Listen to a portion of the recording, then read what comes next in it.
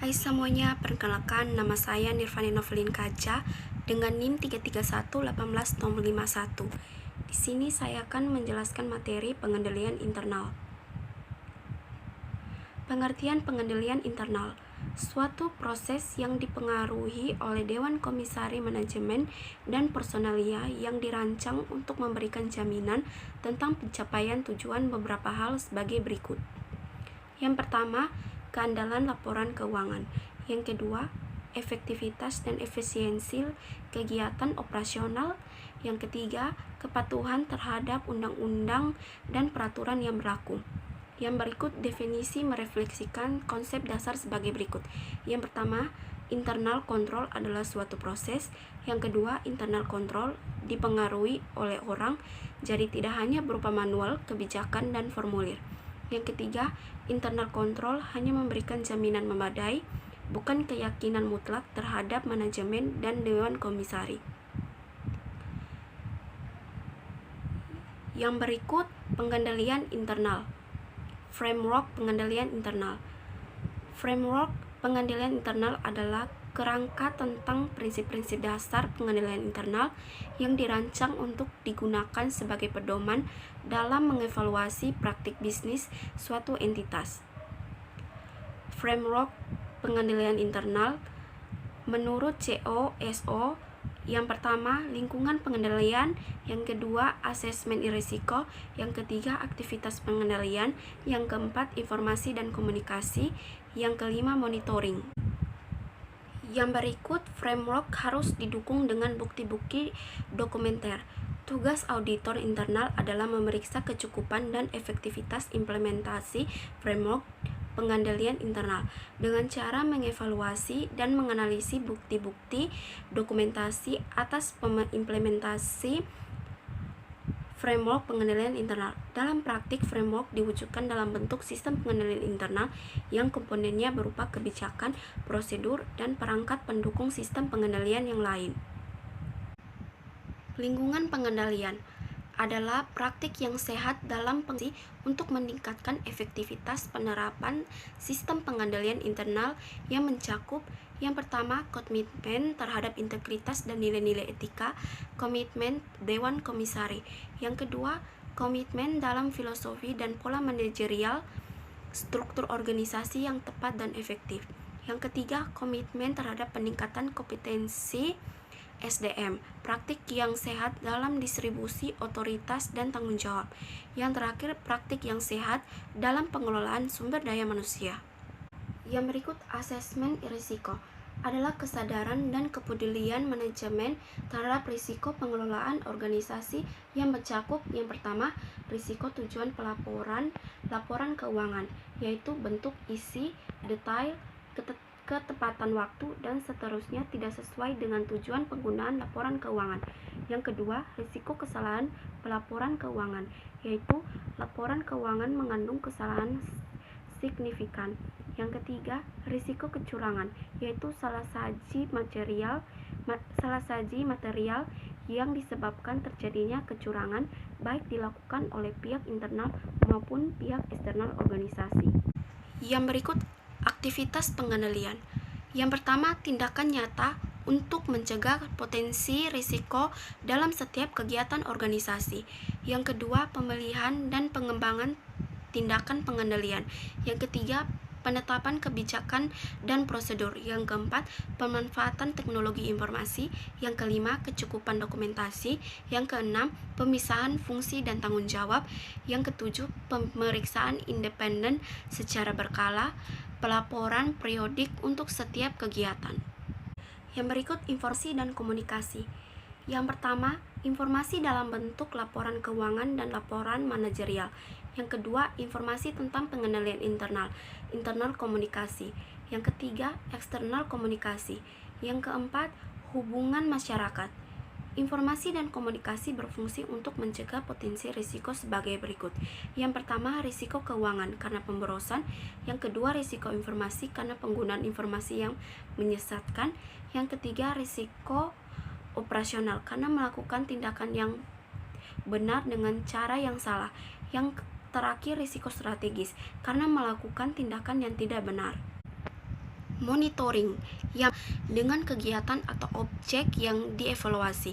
Yang kedua, pelaporan kelemahan sistem pengendalian secara tepat waktu. Berikut komponen pengendalian internal, yaitu yang pertama monitoring aktivitas pengendalian, asesmen risiko, dan yang terakhir lingkungan pengendalian. Yang berikut penetapan tujuan. Yang pertama, manajemen perlu menetapkan tujuan. Yang kedua, secara umum tujuan organisasi dapat dipilih menjadi tujuan operasional, yaitu efektivitas dan efisiensi operasi. Yang berikut tujuan pelaporan keuangan, penyajian informasi akuntansi yang terpercaya. Yang berikut tujuan kepatuhan terhadap hukum dan peraturan. Pihak yang berperan dan bertanggung jawab. Seluruh personalia dalam organisasi bertanggung jawab terhadap efektivitas pengendalian internal. Mereka mencakup yang pertama manajemen, yang kedua dewan komisari, yang ketiga internal auditor, yang berikut personalia lain. Internal control adalah tanggung jawab seluruh personalia dalam organisasi. Seluruh karyawan akan menghasilkan informasi yang digunakan dalam sistem pengendalian intern atau melakukan tindakan tertentu untuk memberikan dampak terhadap pengendalian internal. Keterbatasan sistem pengendalian internal. Sebagus apapun sistem pengendalian internal, hanya mampu memberikan jaminan memadai, bukan jaminan mutlak, kepada manajemen dan dewan komisari tentang pencapaian tujuan organisasi. COSO menyimpulkan bahwa semua sistem pengendalian internal memiliki risiko bawaan dan oleh karenanya hanya mampu memberikan jaminan memadai, bukan jaminan mutlak, terhadap ketepatan pencapaian tujuan organisasi. Potensi kesalahan mengoperasikan SPI, misalnya dalam membuat keputusan baik kecil maupun besar, baik disengaja maupun tidak disengaja. Kolusi antar personalia, pelanggaran SPI dengan sengaja oleh manajemen, faktor biaya versi manfaat. SPI tidak dirancang secara ideal karena pertimbangan biaya serta manfaat dari SPI. Risiko bawaan adalah risiko yang disebabkan oleh tidak adanya sistem pengendalian internal atau yang di luar kemampuan manajemen untuk mengendalikannya. Risiko bawaan berhubungan dengan risiko yang disebabkan oleh faktor eksternal organisasi. Yang kedua, risk appetite adalah tingkat risiko yang ditempuh oleh organisasi untuk mewujudkan misi dan atau visinya. Controllable risk adalah risiko yang dapat dikendalikan langsung oleh manajemen, yang secara umum adalah yang berhubungan dengan faktor internal organisasi. Yang berikut, residual risk adalah bagian dari risiko bawaan yang tetap ada atau tidak tertangani oleh sistem pengendalian internal. Risiko dan sistem pengendalian internal.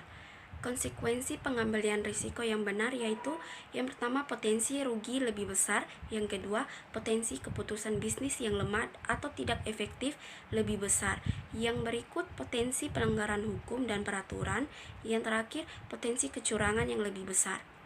Konsekuensi penerapan sistem pengendalian internal yang terlampau ketat, yaitu yang pertama meningkatkan kerumitan prosedur, yang kedua meningkatkan kos produksi, yang ketiga meningkatkan kompleksitas pengendalian yang tidak penting, yang keempat meningkatkan siklus operasional, dan yang terakhir meningkatkan aktivitas yang tidak memberikan nilai tambah. Yang berikut sudut pandang sistem pengendalian internal. Manajemen memandang sistem pengendalian internal dari perspektif organisasi secara keseluruhan, karena tanggung jawab manajemen adalah menetapkan tujuan organisasi serta mengembangkan strategi untuk mencapai tujuan, mengarahkan SDM dan sumber daya untuk mencapai tujuan yang telah ditetapkan. Yang kedua, bagi manajemen, sistem pengendalian internal mencakup spektrum yang luas, mencakup kebijakan, prosedur, dan tindakan untuk memastikan pencapaian tujuan organisasi secara efektif. SPI dirancang untuk membuat manajemen mampu mengambil tindakan secara tepat pada saat terjadi perubahan situasi. Yang pertama, internal auditor berkepentingan terhadap pengujian dan evaluasi desain serta implementasi sistem pengendalian internal, termasuk proses perencanaan, pengorganisasian, dan pelaksanaan untuk menentukan adanya jaminan yang memadai dalam mencapai tujuan organisasi. Yang kedua, lingkup audit bisa beragam, tergantung pada karakteristik organisasi. Yang kedua, independent auditor berkepentingan untuk mengevaluasi pengaruh dari sistem pengendalian internal terhadap keandalan laporan keuangan. Yang ketiga, pihak luar berkepentingan terhadap ketepatan pengelolaan organisasi sesuai dengan kepentingan masing-masing. Yang berikut jenis-jenis pengendalian internal. Yang pertama, entity-wide and process level control activities. Entity-wide level control activities adalah aktivitas pengendalian tingkat perusahaan secara umum yang berhubungan dengan lingkungan perusahaan yang dirancang untuk mencegah risiko baik dari dalam maupun dari luar perusahaan.